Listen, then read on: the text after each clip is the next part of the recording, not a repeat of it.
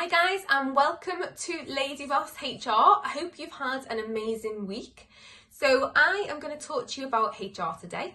So if that's not of interest to you, then please do tune in next week. It is about UK law. So if you are one of my followers from another country, it's worth a listen, but just bear in mind that obviously the discrimination laws I'm about to talk about are not applicable in your country. So it's about protected characteristics, it's about the Equality Act. It does concern me a lot at the moment that my clients and you guys are at some risk. So I just want to talk to you a little bit about that today and how to mitigate some of that risk.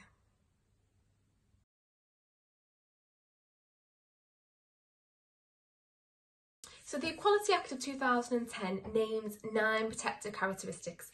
I'm going to put them on the screen for you now, and I am going to produce a document with more detail behind each protected characteristic. So if that's of use to you, you want some more guidance on that, just drop me a message, pop it in the message section or DM me, whatever it is, and I will share that information with you, no problem, just to help you to safeguard your business. So the 9 characteristics are age, disability, sex, sexual orientation, marriage and or civil partnership, gender reassignment, maternity or pregnancy, religion and belief, and race. So they are your 9 protected characteristics. If a claimant can say that they are one of those categories, then this is a terrible thing to have to say, but they can produce a spurious claim, because as long as they submit to say, I am that, from the purpose of actually submitting the claim, they don't have to produce any evidence at this point in time. It's really easy to submit that claim. There's not a lot of effort required. I've seen quite a few claims with just a few lines on to say, I have been discriminated against.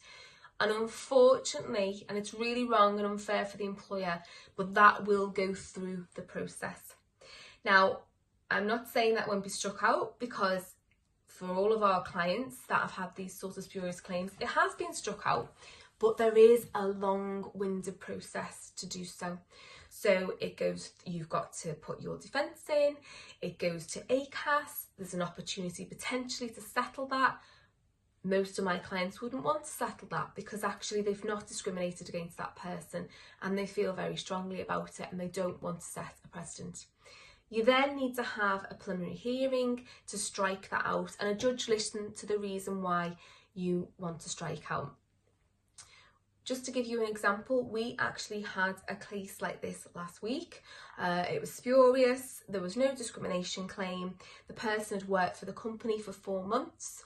They were claiming that they'd been discriminated against because they were a woman, and we put the application in to strike out. This has gone on now for 12 months, and on the day of the strikeout hearing, they just didn't even turn up.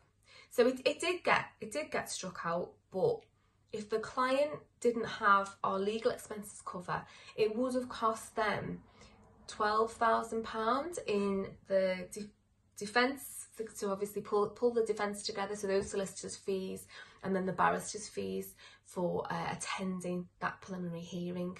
So I just thought it was really important today to talk to you about this.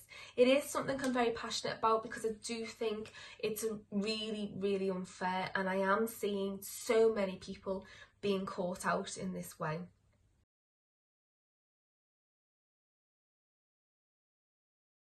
So I just wanted to give you a little bit of advice. You may already know it, but I thought it would be useful because it is a trend that I am seeing. So within my HR business in the UK, we have seen an increase in employment tribunal claims across the board, but in particular in discrimination claims. And if you look at the employment tribunal stats across the UK, you will see the same. Over the last 2 years, there has been a significant increase in these claims. So there are a lot of people that I talk to, and they seem to think that if you terminate an agreement with an employee, dismiss somebody during the 2-year period, within the first 2 years, that you're okay and you're not going to end up in an employment tribunal. That really is not the case. And the way in which an employee can take you to a tribunal is through the Equality Act of 2010. So this law was brought about to protect, quite rightly, people from being discriminated against. There are protected characteristics, and if you are challenged, if you dismiss somebody and they have a protected characteristic, they can take you to an employment tribunal to say that you have treated them unfairly. Now, what I'm finding is that there are a lot of spurious claims as a consequence, as there is in many areas of law. But we are finding a situation where we've got clients that do follow advice, whether they've employed somebody for 1 day, 18 months, they are following the right advice and they are dismissing that person or making that person redundant for a legitimate reason. Unfortunately, for whatever reason, that employee, when they leave, they don't have to pay anything to submit an employment tribunal. They can represent themselves, so there's no legal fees potentially there. And if they haven't got another job, then arguably they've got nothing to lose.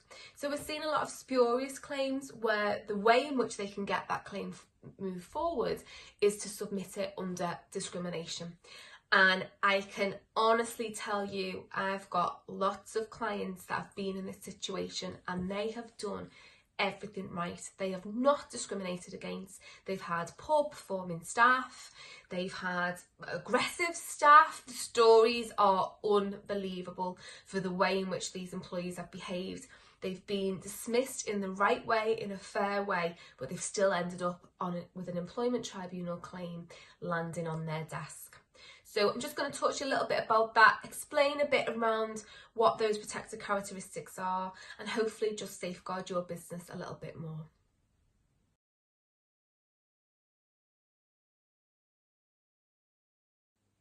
So how can you protect yourself? Well, listen, this is not a sales pitch, so I don't care whether you sign up with my services or you sign up with somebody else's services, or you've got in-house services within HR and employment law. But what I would absolutely say at the moment,